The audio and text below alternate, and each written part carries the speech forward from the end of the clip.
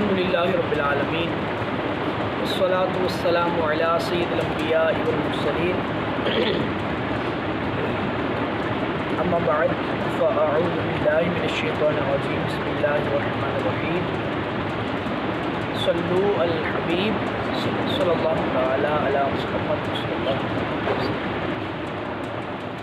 عقیدے ہم سن چکے تھے، 10واں عقیدہ ہے نہ وہ کسی کا باپ ہے نہ بیٹا، نہ اس کے لیے بیوی یعنی زوجہ، جو اسے باپ یا بیٹا بتائے یا اس کے لیے زوجہ ثابت کرے کافر ہے۔ یہ جیسے عیسائی اور یہودی کرتے ہیں، بلکہ جو ممکن بھی کہے، یعنی یہ کہے کہ ممکن ہے کہ وہ اپنے لیے اولاد اختیار کر لے یا زوجہ اختیار کر لے، وہ بھی گمراہ بے دین ہے۔ وہ حی ہے یعنی زندہ ہے، خود زندہ ہے اور سب کی زندگی اس کے ہاتھ میں ہے، جسے جب چاہے زندہ کرے اور جب چاہے موت دے، وہ ہر ممکن پر قادر ہے۔ قرآن شریف میں ان اللہ علی کل شیء قدیر کے تحت میں نے اس کی بحث کی تھی کہ کیا کیا چیز اللہ تبارک و تعالیٰ کی قدرت کے تحت داخل ہے اور کیا نہیں ہے، درس میں ہم نے سنا تھا۔ وہ ہر کمال و خوبی کا جامع ہے، ہر اس چیز سے جس میں عیب و نقصان ہو پاک ہے، یعنی کوئی بھی چیز ایسی جس میں عیب اور نقصان ہو وہ اس کی ذات میں داخل نہیں ہو سکتی۔ حیات، قدرت، سننا، دیکھنا، کلام، علم، ارادہ، یہ سب اس کی صفات ذاتیہ ہیں، کسی نے اس کو عطا نہیں کی۔ اللہ تبارک و تعالیٰ کی یہ تمام صفات اللہ کی ذاتی ہیں، لیکن اس میں ایک بات کا خیال رہے کہ جیسے ہم دیکھنے کے لیے آنکھوں کے محتاج ہیں، اگر ہمارے پاس آنکھیں نہ ہوں، جو پیدائشی نابینا ہوتے ہیں یا بعد میں نظر چلی جائے تو آنکھیں تو ہیں، لیکن جو پیدائشی نابینا ہیں آنکھیں باندھیں آنکھیں ہیں ہی نہیں، بیچ میں ڈھیلے نہیں ہیں، تو ہم دیکھنے کے لیے آنکھوں کے محتاج ہیں، سننے کے لیے کانوں کے محتاج ہیں، پکڑنے کے لیے ہاتھوں کے محتاج ہیں، ارادہ کرنے کے لیے ذہن کے محتاج ہیں۔ ذہن ہوگا تو کسی چیز کا ارادہ ہوگا، ذہن ہی نہیں ہے، پاگل ہے، وہ کیا ارادہ کرے گا؟ اللہ تبارک و تعالیٰ ایسی تمام چیزوں سے پاک ہے۔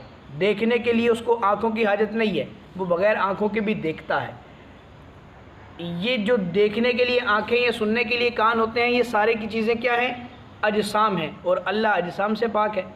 اللہ کا کوئی جسم نہیں ہے، اللہ جسم سے پاک ہے۔ اب اللہ یہ ساری باتیں سننے کے بعد پھر ذہن میں ایک سوال پیدا ہوتا ہے کہ اللہ کیسا ہے؟ تو صاحب بہار شریعت نے بڑا پیارا جواب ارشاد فرمایا کہ اللہ کیسا ہے، چونکہ ابھی تو دیکھا نہیں، جب جنت میں جائیں گے تو دیکھیں گے تو پھر بتائیں گے اللہ کیسا ہے۔ ابھی صرف یہ ہے کہ جو صفات اس کی سنتے ہیں، اس کو سن کے بس اس کا ایک جو بھی ہمارے ذہن میں تصور ابھرتا ہے بس وہی ہے اللہ۔ مثل دیگر صفات کے کلام بھی قدیم ہے، یعنی اللہ تبارک و تعالیٰ کا جو کلام ہے یہ بھی قدیم ہے۔ جو قرآن پاک کو مخلوق کہے، مخلوق چونکہ جو چیز پیدا ہو جاتی ہے، مخلوق بن جاتی ہے، وہ حادث ہے، یعنی ختم ہو جائے گی، اور اللہ کا کلام ختم ہونے والا نہیں ہے۔ صحابہ کرام علیہ رضوان نے اور ہمارے ائمہ و اعظام نے ایسے شخص کی تکفیر کی ہے، یعنی اس کو کافر کہا ہے جو کلام کو مخلوق کہے۔ یہ شاید یہاں پر یہ بات ہمیں سمجھ نہ آئے، لیکن اس پر ہمارے بہت سارے علماء نے، بہت سارے محدثین نے، بڑے بڑے ائمہ نے اپنی جانیں دی ہیں۔ ایک دور تھا جس میں یہ بات بہت زیادہ چل پڑی تھی، اور اس وقت کے بادشاہ جو ہے اس بات پر مصر تھے کہ قرآن کو مخلوق کہا جائے، لیکن ائمہ نے کہا کہ نہیں، اپنی جانیں دے دیں لیکن قرآن کو مخلوق نہیں کہا۔ اس میں امام احمد بن حنبل کا ایک بہت بڑا رول ہے، چونکہ ایک تاریخی ایک پس منظر ہے، اس کو بیان کریں گے تو بہت ٹائم گزر جائے گا، تو اسے ہلکی سی مثال دے کے بس آگے چلتے ہیں۔ اب قرآن کے آگے اب کلام کے بارے میں ایک جو ہے عقیدہ بیان کیا جا رہا ہے، یہاں سے تھوڑا پڑھتا ہوں پھر اس کی وضاحت کروں گا۔ اس کا کلام آواز سے پاک ہے، جو اللہ کا کلام ہے وہ آواز سے پاک ہے، اور یہ قرآن عظیم جس کو ہم اپنی زبان سے تلاوت کرتے ہیں، مصاحف میں لکھتے ہیں، اسی کا کلام قدیم بلا صوت ہے، یعنی آواز کے بغیر ہے۔ کیسے؟ اب اس کو تھوڑا سا سمجھیے گا، ہے تھوڑا سا مشکل، امید ہے انشاءاللہ سمجھ آئے گی۔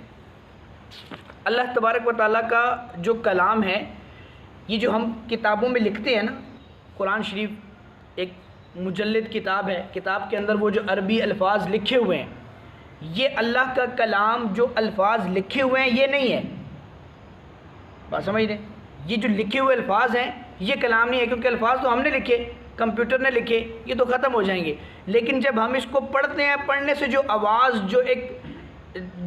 جو معنی ہمیں سمجھ میں آ رہا ہے، جو کلام نکل رہا ہے نا، وہ اللہ کا کلام ہے، وہ حادث نہیں ہے، وہ ختم نہیں ہوگا۔ جو ہم نے لکھ دیا یہ تو کبھی نہ کبھی بوسیدہ ہو جائے گا، کتاب شہید ہو جائے گی، پڑھنے کے قابل نہیں رہے گی، یہ ختم ہو جائے گی۔ لیکن جو پڑھ لیا، جو آواز نکل گئی، جیسے میں بول رہا ہوں تو میرا بولنا تو خیر حادث ہے، میرا تو کلام حادث ہے چونکہ ہم مخلوق ہیں، لیکن اللہ کا کلام جو ہم بولتے ہیں، جو اللہ کی آواز، جو اللہ کا وہ جو کلام نکلتا ہے، وہ سب کا سب قدیم ہے، وہ ختم ہونے والا نہیں۔ ٹھیک بات سمجھ لیں؟